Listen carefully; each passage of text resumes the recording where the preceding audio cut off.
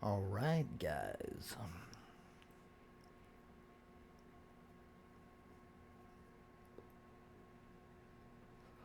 I almost thought about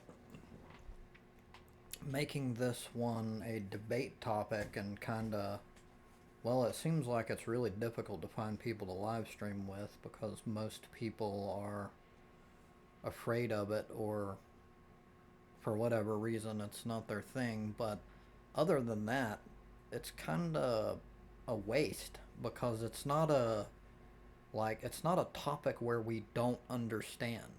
There've been numerous case studies put out on this. We already have the statistics. It's already done. So it would be sort of pointless. It would be like it, debating against a fact is like a fucking lesson in futility. It's completely a waste. It's like you're instead of just accepting what we know because we've studied it at length, you do this mental gymnastic thing where you go in denial and that's not true, it's actually the opposite. Like, it's crazy. But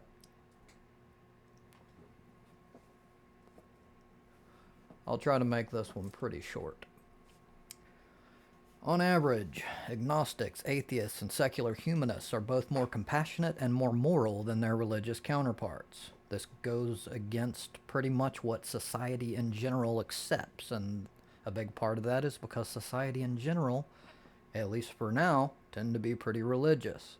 It's 100% confirmation bias, and all of the actual data goes against it. In the Middle East, it's quite clear the people who are the most fundamentalist, the most confident in their religious doctrines, are without question the ones who commit the most heinous violent acts, both in terms of amount and extremity. On the other side, the most devout, Messianic Jews are obviously the ones pushing for the most bloodshed. Many non-religious Jews are quoted as having a more nuanced approach on the conflict and or flip to be more against the actions of Israel. Speaks for itself. Just to name a few that I'll kind of expand on: racism, sexism, homophobia, corporal punishment, democracy, all have agnostics, atheists, secular humanists on the quote more moral camp.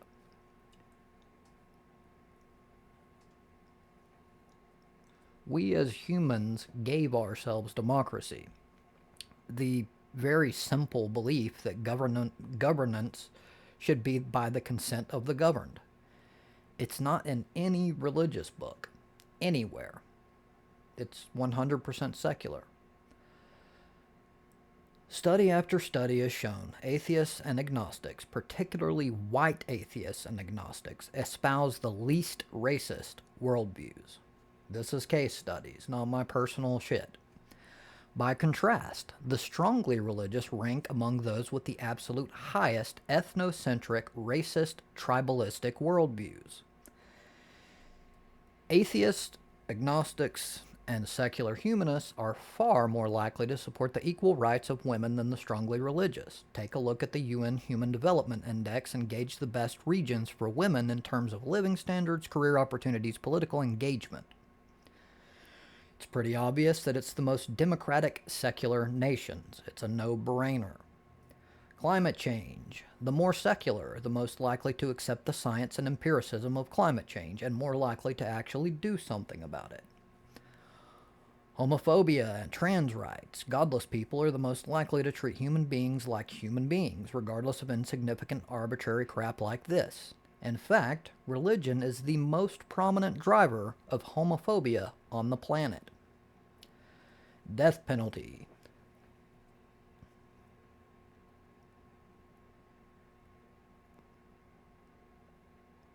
Secular people are far more opposed to it. Religious people are far more for it. It's ironic considering how often they LARP as being so merciful. Again, there's words and like this LARPing, this I'm so it's virtue signaling really that happens so often with like especially fundamentalist religious people. And then the actual facts show the opposite. Immigrants and refugees. The less religious, the more likely they're willing to open their doors to people fleeing famine, war, etc. All of the case studies show this. It's a direct correlation.